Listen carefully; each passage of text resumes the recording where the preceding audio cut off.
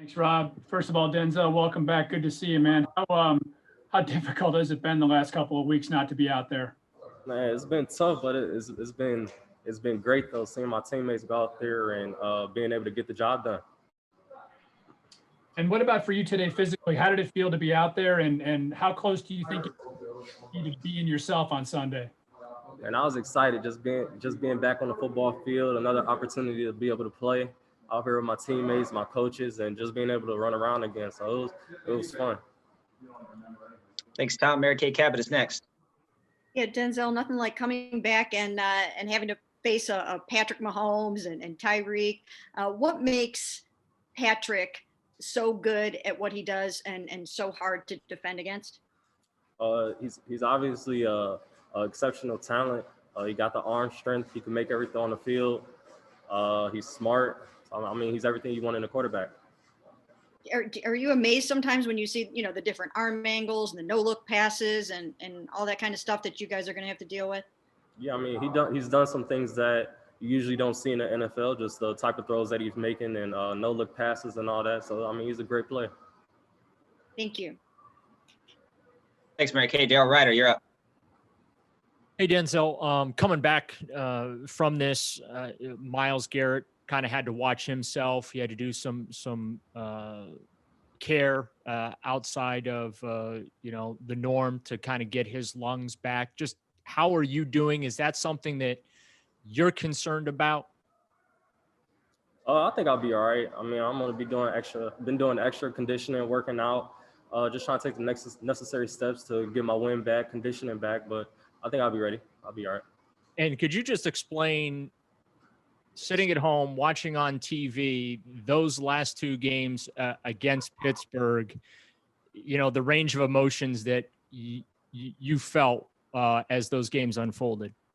Yeah, I mean, it was tough at first because, I mean, I was planning to obviously playing the game. And then, we're going through a pandemic still. So it was just unfortunate to end up getting it and then being out and not being able to help my teammates. But they pulled it through, and it was exciting watching them play, go out there and get the wins.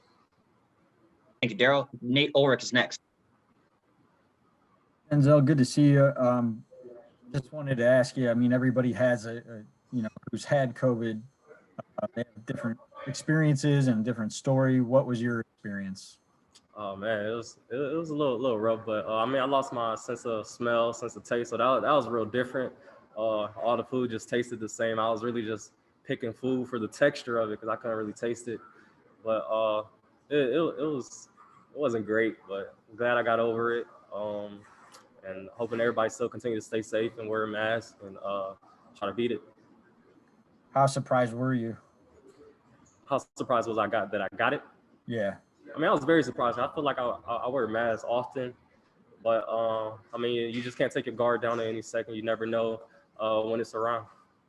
And one more thing I want to ask you is, you're from Northeast Ohio, so you understand as much as the fans do here, like the significance of the Browns playing in that playoff game.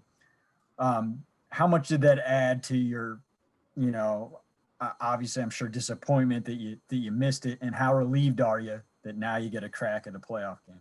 Man, it was a huge win for the organization, huge win for the city of Cleveland and the fans. Something that hasn't been done around here for a long time, and just commend my teammates, coaches, and the entire organization for being able to get the win, move on to the next round. Thanks, Nate. We'll go to Jeff Shadell. Hey, Denzel, when I asked this question, I'm not saying that you did anything wrong, but did you feel at all like you let your team down when whatever happened caused you to get this COVID?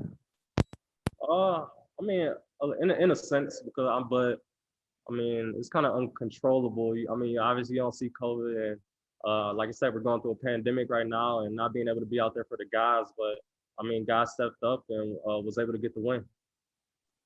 Thanks, Jeff. Scott Petrick has our next question. Hey, Denzel, what goes through your head when I say Tyreek Hill?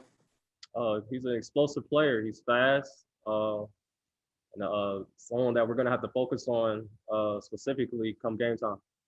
The different ways that they use him, handing the ball to him, throwing him short passes, using them deep. Just how much is that, I guess, stress the defense?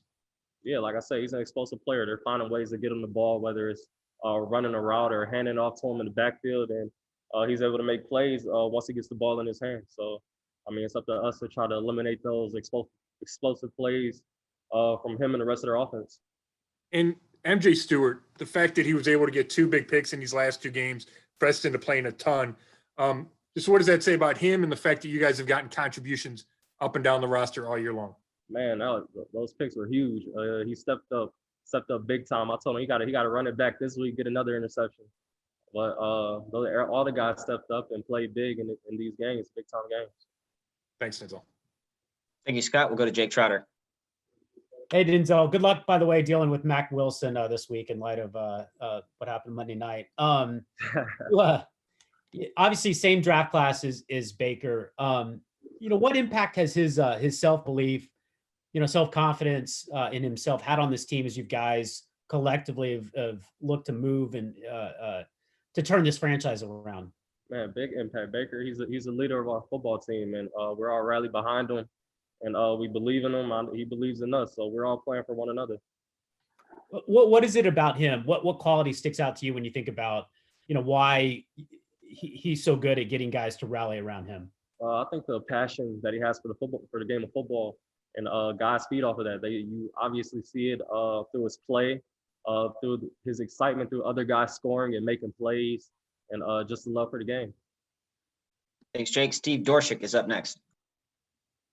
You guys are known as a young team, but there are some players on the team who have been to the playoffs. In your group, it's Sendejo and Mitchell. Do you even think about what their value is in terms of bringing a playoff type vibe to the team? Yeah, it's huge. Everybody's value on the team is needed. But like you said, especially those guys just having that experience in the playoffs, so they kind of know what to expect already, and just tell us the atmosphere, and we're going to go out there and try to pull out the win. Thanks, Steve. We'll go back to Jeff Shadell.